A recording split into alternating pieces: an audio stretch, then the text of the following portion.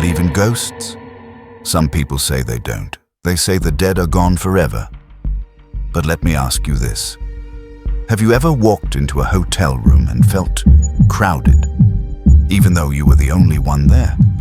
Have you ever heard tapping on your window when you were on the 3rd floor? Or looked into a dark TV screen and seen a face that wasn't yours? I am Mr. Greencap. Today, I'm going to share a file with you.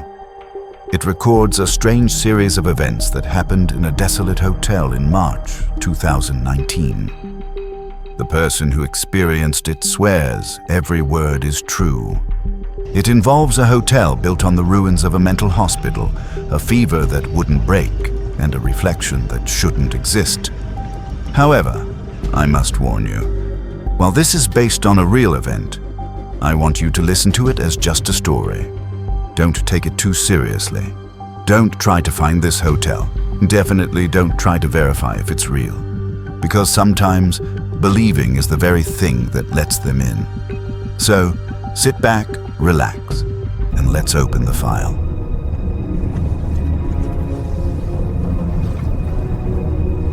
It was March 2019. A young man named Feng and his female colleague, Yomi, went on a business trip to Wuzhi County in Henan province. It was supposed to be a simple job. But from the moment they arrived, the atmosphere was wrong. It was a Sunday afternoon. They took a bus to this remote location and arrived around 3 or 4 p.m. The car dropped them off at a T-junction. The area was desolate. The receptionist who picked them up muttered, "This place used to be lively. But now, with the road construction, nobody comes here." Feng looked up. In front of him stood a 7-story building. It was the hotel. It stood alone in the wasteland, surrounded by dug-up earth and closed-down restaurants. It looked less like a place for the living, more like a tombstone rising from the dirt. But there was one detail that made Feng's skin crawl immediately. Standing right in front of the hotel entrance was a hua biao. For those who don't know, a hua biao is a ceremonial stone column traditionally used in ancient China. You usually find them in 2 places, in front of imperial palaces or in front of graveyards. Why would a budget hotel have a tomb pillar at its entrance? Despite the sun, Feng felt a coldness settle in his stomach. He tried to comfort Yomi, saying, "Well, at least it will be quiet at night." Yomi didn't reply. She just stared at the building with unease. They walked into the lobby. It was quiet, too quiet. They checked in. Feng got a room on the 3rd floor. Yomi was on the 4th. As they took the elevator up, Yomi was staring at her phone. "Feng," she whispered, "I just found a post on Weibo about this hotel. It says people have died here." Feng asked, "Really? Don't scare me." She read it out loud. It was from a local student. "My mum told me to never go inside there. That building used to be a mental hospital. Many people died there. The yin energy is too heavy." The post warned that the place was unclean. Feng felt a chill, but they had already paid. "It's just the internet," he thought. "Let's just survive tonight." But when they opened the door to Yomi's room, reality began to warp. Yomi's room was at the end of the corridor on the 4th floor. When Feng helped her with her luggage and opened the door, he froze. The room wasn't dark. It was glowing. The window was reflecting a strange, deep blue LED light from outside. It coated the bed and the walls in a sickly, underwater blue. It didn't feel like a place for humans to sleep. It felt like a display case. Feng admits in his record, "I'm a brave guy, but the moment I stepped into that blue light, I felt an indescribable terror." They managed to switch her to a room on the 3rd floor closer to Feng. They thought they were safe, but they were wrong. That night, the horror truly began. Feng tried to sleep, but the air in the room felt heavy. Around 3 a.m., the time known in many cultures as the witching hour, he was dragged out of his sleep by a sound. Clang, clang, clang. It was coming from the window. Dang, dang, dang. 3 long strikes, 3 short strikes. It sounded exactly like someone striking a porcelain bowl with a chopstick. Afeng lay in bed, paralyzed. He remembered an old saying, "In Chinese culture, you never tap a bowl.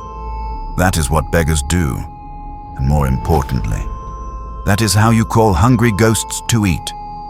He was on the 3rd floor. There was no balcony.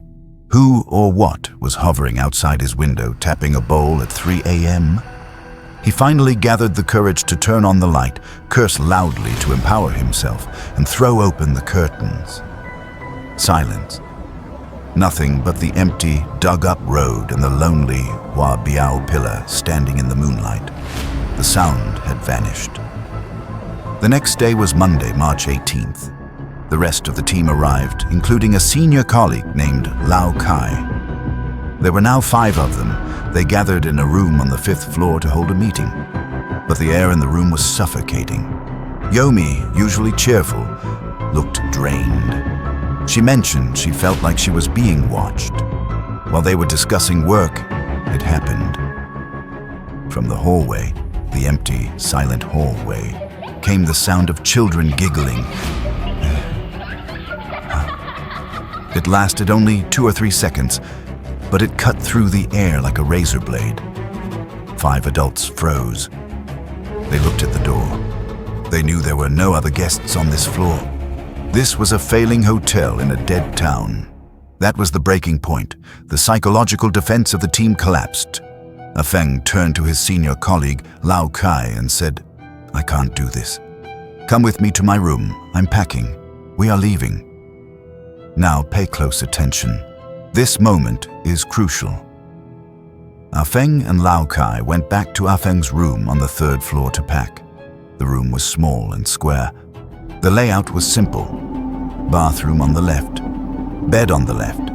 The window was in front, and under the window, facing the bed, was a small sofa. Opposite the sofa was a black TV screen. Afeng went into the bathroom to grab his toiletries.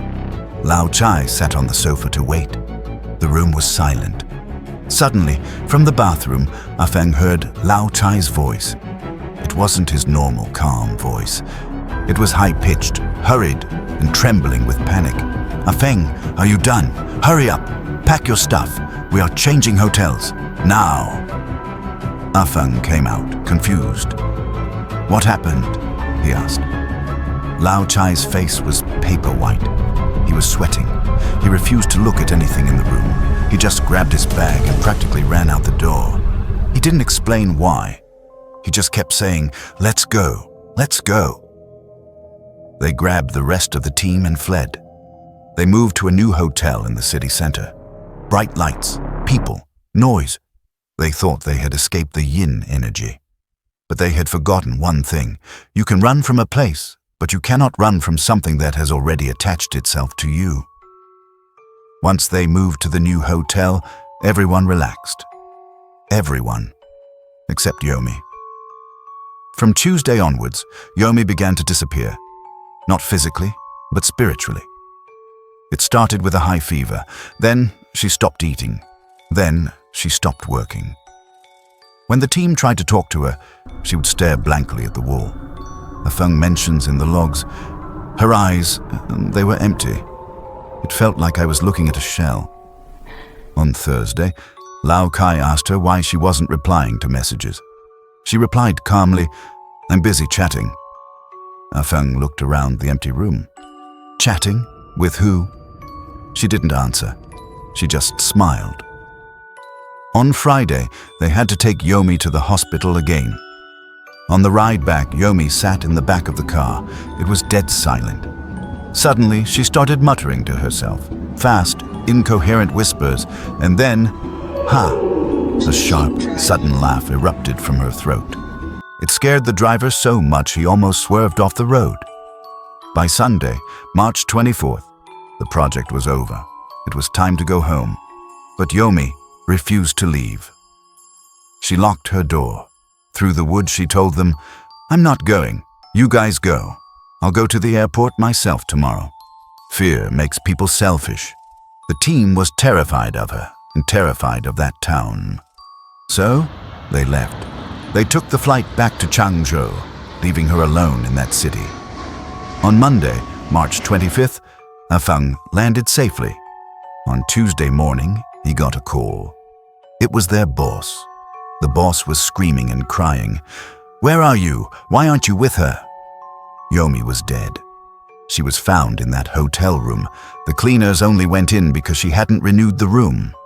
The police found no wounds, no poison, no suicide note. Cause of death, unknown. Yomi was gone. But she wasn't done with Feng. April 1st, 7 days after her death. In Chinese tradition, this is the Tu Qi, the night the soul returns home to say goodbye. That night, Feng fell into a heavy sleep. He dreamt of a thick fog. The sky wasn't black or blue. It was a sickly yellow. No sun, no moon. He saw a city. It looked like an ancient village with tiled roofs and old houses, but everything was sharp and clear, lit by a light that had no source. He was sitting on a red tricycle. Yomi was sitting next to him. They arrived at a strange building.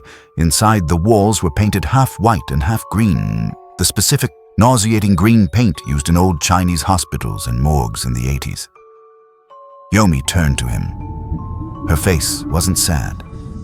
It was stiff, like a mask. She smiled, a smile that didn't reach her eyes. She stared right at him and said, "Haha, Feng, I can't leave. So, I'll send you back. You need to go back." Feng woke up drenched in cold sweat. He checked the time. Only 10 minutes had passed since he fell asleep. He later went to a spiritual medium. The medium told him, "You have a strong life force. She tried to take you down to the underworld, but you were too heavy." Now, you might be thinking, Feng just had a nightmare because of guilt. Maybe. But there is one final piece of the puzzle.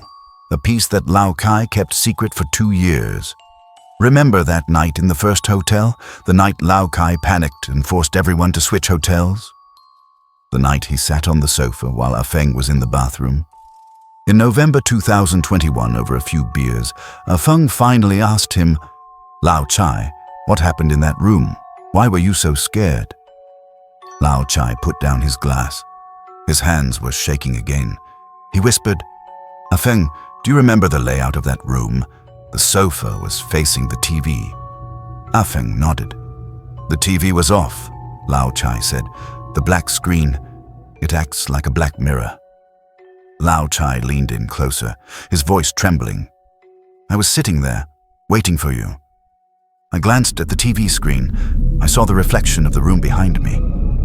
And in the reflection, I saw a face looking at me." Feng asked, "Whose face? Was it mine?" Lao Chai shook his head. "No, it was Yomi's face." Feng froze. "But Yomi wasn't in our room. She was in her own room down the hall." Lao Kai smiled a sad, terrified smile. "Exactly.